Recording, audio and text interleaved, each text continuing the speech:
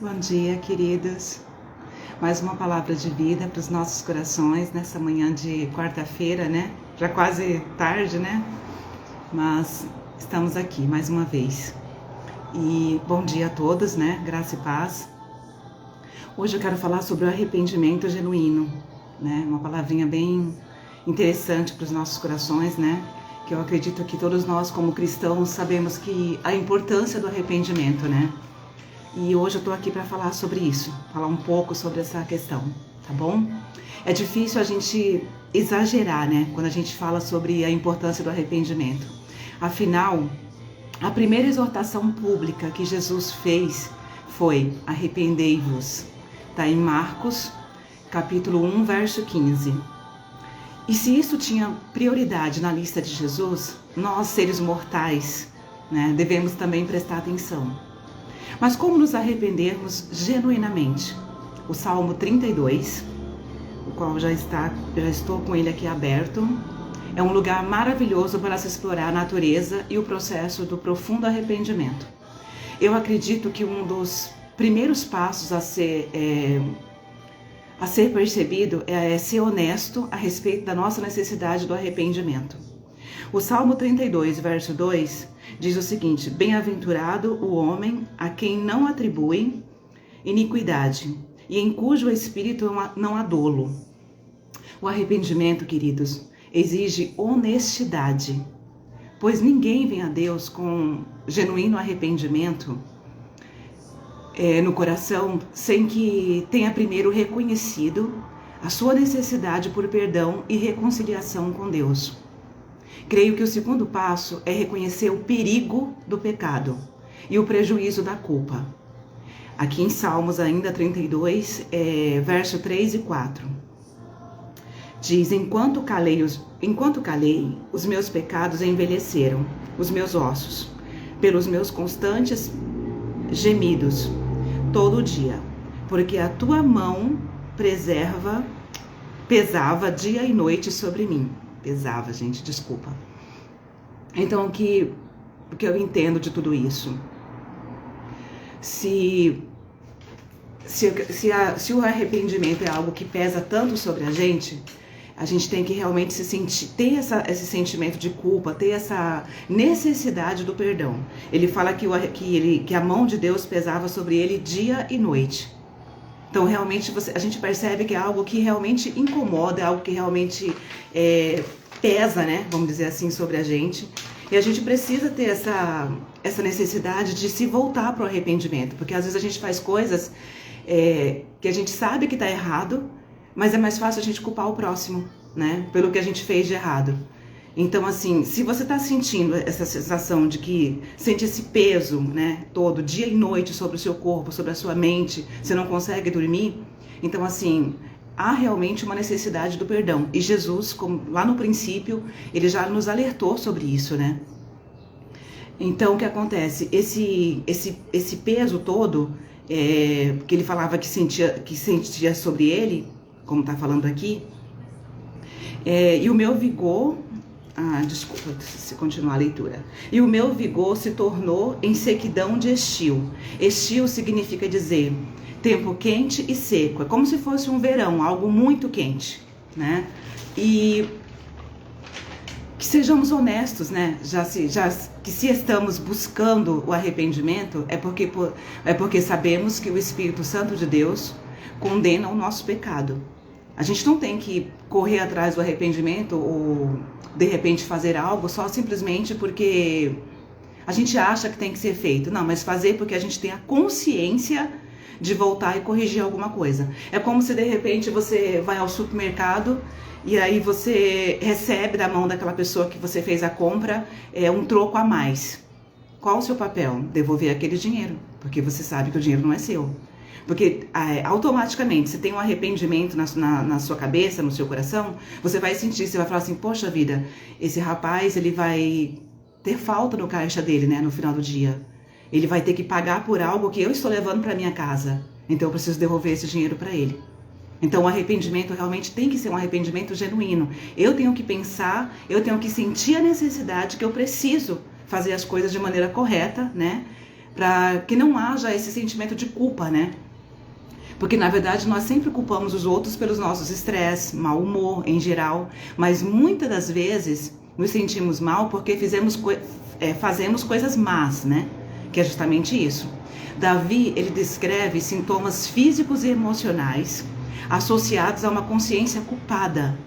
Devemos avaliar honestamente as consequências do nosso pecado, tanto pessoal quanto o impacto que ele tem e continuará tendo na vida dos outros. Porque às vezes o nosso pecado ele não afeta só a nós, ele afeta também a quem está à nossa volta, os nossos amigos, as pessoas que a gente ama, os nossos parentes, né? E tudo isso afeta. Então não é só a gente, é engano quando a pessoa fala assim, eu faço da minha vida o que eu quero. Ok, você pode fazer o que você quiser, é um livre-arbítrio. Só que tudo que acontecer com você não vai ficar só para você. Você vai ter que prestar contas, porque assim, você vai de repente sofrer uma consequência, você vai precisar de alguém. E se você está precisando de alguém, então não afetou só você. Alguém vai ter que cuidar de você. Alguém vai ter que ajudar você a resolver o seu problema. Então a gente tem que pensar muito em relação a isso. É claro, é óbvio que existe o livre-arbítrio, cada um faz o que quer, isso é fato. Mas a gente tem que pensar antes de fazer. Porque as consequências não é só pra gente, é pra quem está à nossa volta. Todo mundo é atingido. Seguindo aqui, eu acredito que o terceiro passo que nós também devemos seguir temos que nos esconder em Deus. Salmos 32, verso 5, na parte B do verso 5 e o versículo 6 e 7, diz: Tu perdoaste a iniquidade do meu pecado.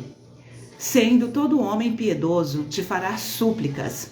Em tempo de poder, encontraste com efeito, quando transbordarem muitas águas. Não a atingirão. Tu és o meu esconderijo, tu me preservas da tribulação e me cercas de alegres cantos de livramento. Irmãos, um exemplo que eu vou citar aqui é sobre Adão e Eva. Eu lembrei disso agora. Adão e Eva, quando eles pecaram, o que eles fizeram? Eles se viram nus, né? E eles tentaram se cobrir de alguma forma. Então, o que eles fizeram? Eles inventaram roupas, né? Coberturas de coisas inadequadas, vamos dizer assim, né? Mas eles inventaram improvisadas, né, para mascarar o pecado deles e a vergonha, achando que Deus não ia ver. Só que Deus já sabia de tudo, né? Do mesmo jeito nós fazemos hoje, nos escondemos atrás da justiça própria, a fim de parecer mais aceitável do que realmente somos. Porque se queremos mudar, devemos nos esconder em Deus. Não adianta a gente querer mudar nos escondendo através do nosso pecado, nas nossas falhas, culpando alguém, jogando a culpa na mãe, no pai. Porque eu tive uma péssima criação, porque eu fui filha de prostituta, como muitas pessoas falam isso. Eu nasci em um lar muito complicado, um lar que só tinha confusão, só tinha problemas. Ok, eu até entendo, realmente não deve ser fácil mesmo. Eu não desejo isso para ninguém.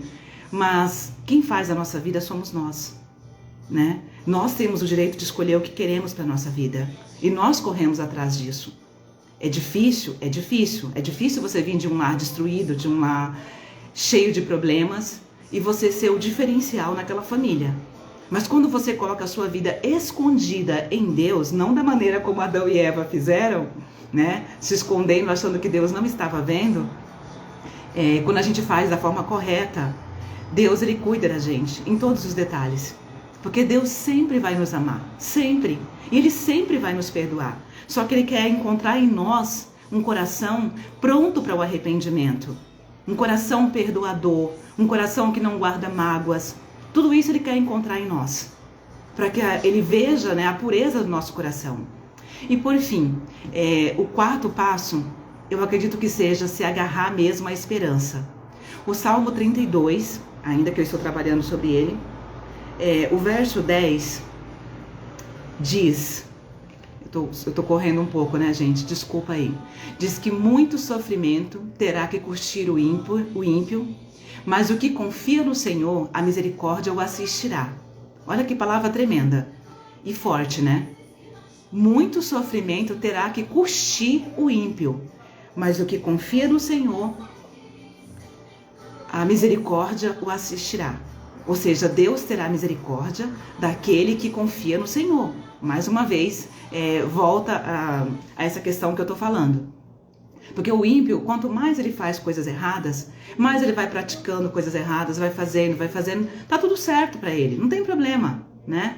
Mas a pessoa, quando ele tem esse senso, quando ele tem esse entendimento que ele precisa fazer as coisas de maneira correta, ele se volta para Deus, ele tem um outro discernimento, então Deus vê também o coração dele, né? Então, o que pode dar a certeza para nós de que Deus nos perdoará? Simples. Porque o seu amor é infalível. Relembremos e encontremos também confiança nas grandes promessas que ele fez ao longo da história e como elas foram cumpridas em Jesus Cristo. Todas foram cumpridas em Cristo. Vamos lá.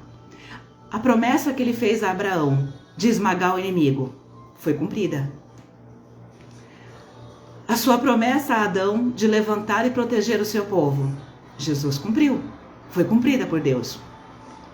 A sua promessa a Moisés de providenciar um caminho através do qual seres humanos como nós, pecadores, podemos nos relacionar diretamente com um Deus santo, coisa que nós não podíamos antes. Nós tínhamos que ir até o sacerdote para que ele intercedesse a Deus, né, por nós. Hoje nós temos livre acesso a Deus. Após ter ocorrido como é que diz, o rasgado o véu do templo, né, vamos dizer assim, tudo isso foi possível para nós. Tudo isso passou a ser possível. Então o que acontece? Nós temos livre acesso a Deus. Nós não precisamos mais de um sacerdote. Nós não precisamos mais de alguém interceder a Deus por nós. Nós podemos, aonde quer que nós estejamos, na nossa casa, em qualquer parte da nossa casa, a gente pode orar a Deus que Ele vai nos ouvir. Ele vai ouvir a nossa oração, né? E Ele vai sondar o nosso coração e Ele vai saber se a gente vai merecer aquilo ou não. Isso depende dele, né? Não depende da gente. Mas todas as promessas que Deus fez ao longo da história foi cumprida. Todas, sem exceção. Ao longo de toda a história, até o momento do seu arrependimento, Deus tem dito e continua a dizer: eu amo você, eu não falharei, eu sou bastante. É isso que Deus fala pra gente nesta manhã. Eu amo você, eu não falharei com você. Eu sou o bastante para você. Então aproxime-se de mim, agarre-se a mim, porque aquilo que você deseja, sou eu quem vou te dar. Amados, que nesta manhã nós possamos nos agarrar a essa esperança e ter a certeza do perdão dos nossos pecados e de que Deus nos ama de forma infinita. Tudo bem? Amados, fiquem com Deus, desculpem a correria, mas é que assim, a gente tô passando com o tempo muito rápido aqui. E eu quero que vocês reflitam sobre essa mensagem de hoje, né? Eu sei que muita gente não está podendo assistir agora, que já falaram comigo através da rede social, que vão assistir depois. Então, assim, que todos tenham um dia maravilhoso e que vocês possam refletir sobre essa mensagem, tá bom? Beijo no coração de todos. Fiquem com Deus.